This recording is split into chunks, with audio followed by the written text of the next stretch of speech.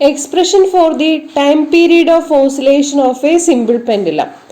T equal to 2 pi into root of L by G.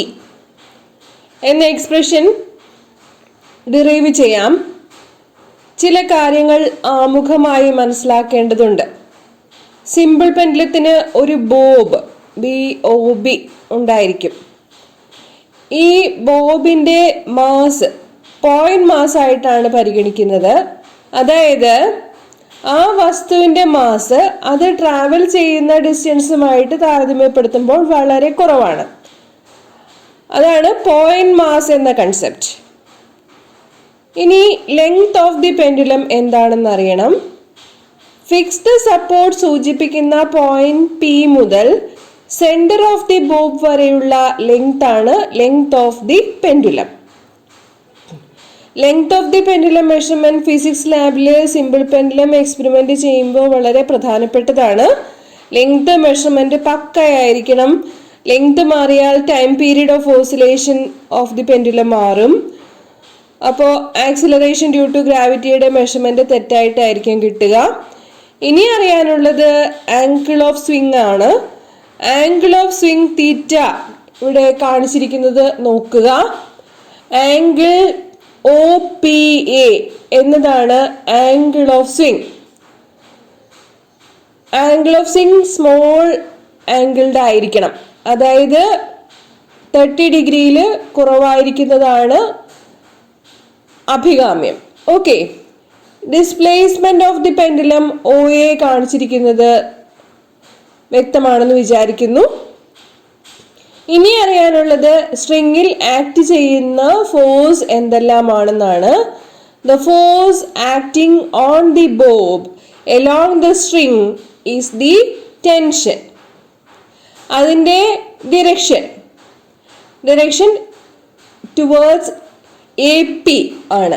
Okay, പിന്നെ ഉള്ളത് weight of the bob mg. Mass of the Bob m ആണല്ലോ. So weight of the bob is mg, vertically downwards. ഈ force mgയെ നമുക്ക് components ആയിട്ട് resolve ചെയ്യണം. mg is resolved into 2 components.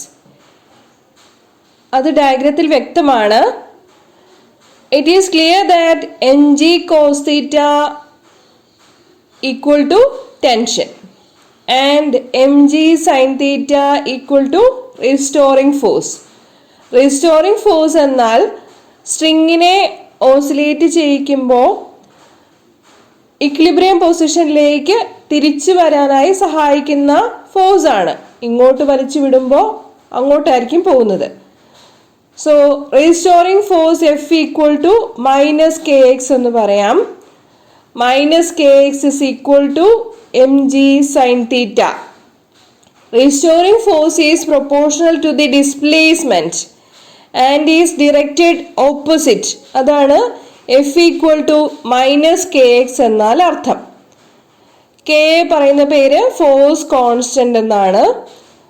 Force is proportional to the displacement and is opposite to it. അതാണ് F equal to -kx ന്റെ പൂർണ്ണമായ അർത്ഥം. നമുക്ക് ഇനി ഇങ്ങനെ എഴുതാം. kx equal to -mg sin theta. Restoring force F equal to -kx ആണല്ലോ. So kx equal to -mg sin theta. ഇവിടെ ഉള്ളതിൽ ഒരു ചെറിയ കറക്ഷൻ ശ്രദ്ധിക്കണം. ഇക്വേഷനിൽ ഒരു നെഗറ്റീവ് വേണം, ഒന്ന് മതി.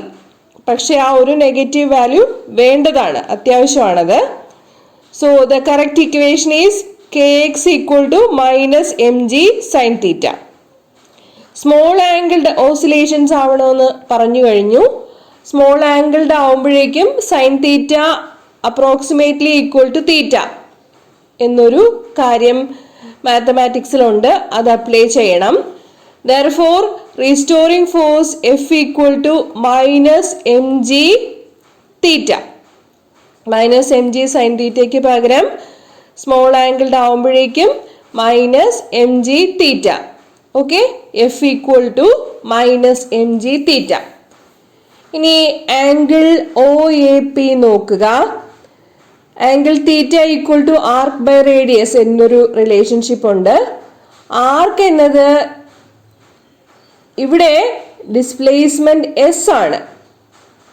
ബോബിന് രണ്ട് വശത്തേക്കും എത്ര ഡിസ്പ്ലേസ്മെന്റ് ഉണ്ടാവുന്നു എന്നതാണ് എസ് കൊണ്ട് സൂചിപ്പിക്കുന്നത്. ഓക്കെ, നമ്മുടെ ഒ എ വാല്യൂ വരുന്നില്ലേ, അത് തന്നെ. റേഡിയസ് ആയിട്ട് ഇവിടെ എടുക്കുന്നത് length of the pendulum L ആണ്. Therefore angle theta equal to arc by radius is equal to S by L. ഇനി ന്യൂട്ടൺ സെക്കൻഡ് ലോ അപ്ലൈ ചെയ്യാം. F equal to M A, where A is the acceleration produced during the oscillations. So we have the equation ma equal to minus mg into s by l. Okay, f equal to minus mg theta എന്നുള്ള equation തന്നെയാണിത്. That is ma equal to minus mg into s by l. ഇക്വേഷന്റെ ഇരുവശങ്ങളിലുള്ള m gets cancelled. Then a equal to minus g by l into s. This equation is marked as equation 1. So equation 1 is a equal to minus g by l into s. വളരെ important ആണിത്. Equation 1 is a equal to minus g by l into s. Simple harmonic മോഷന്റെ equation എന്നത് A equal to minus omega square Y ആണ്.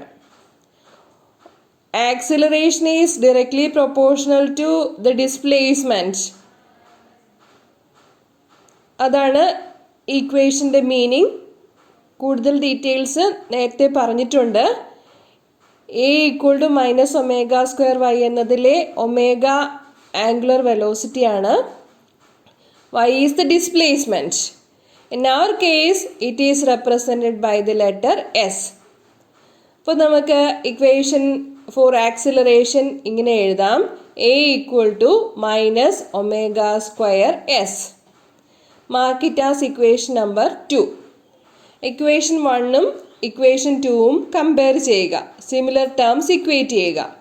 Omega സ്ക്വയറിൻ്റെ സ്ഥാനത്ത് വന്നിരിക്കുന്നത് G by L ആണ്.